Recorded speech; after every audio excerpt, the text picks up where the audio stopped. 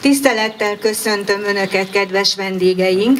A Városi Könyvtár valamennyi dolgozója nevében köszönöm, hogy elfogadták meghívásunkat. Ez a költészetnapi ünnepség, megemlékezés immáron 48 éve, 1964 óta, hiszen 1905-ben ezen a napon született József Attila. Most pedig ma, 2012. április 11-én engedjék meg, hogy fölkérjem és megkérjem Baranyi Ferenc Kossuth-díjas, József Attila díjas, Radnóti díjas, költő, író, műfordítót, hogy tartsa meg nekünk költészetnapi megemlékező beszédét. Tisztelt ünneplő gyülekezet! Azt hiszem, hogy a legméltóbb napot tettük meg a magyar költészet ünnepének, annak idején 964-ben József Attila születése napját. Mint elhangzott, itt írta az Óda című költeményét, és a versek születési helyén ritkán mondanak beszédet.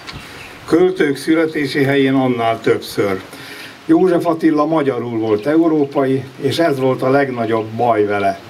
Idézem Benyámin László néhány verssorát, amely József Attila esetében is érvényes. A költőnek a vers a törvény. Abban pontosabb, szabatosabb inkább, mint gyarló prózai mondatokban.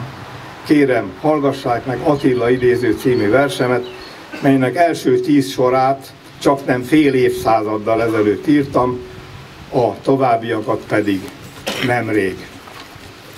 Attila idéző.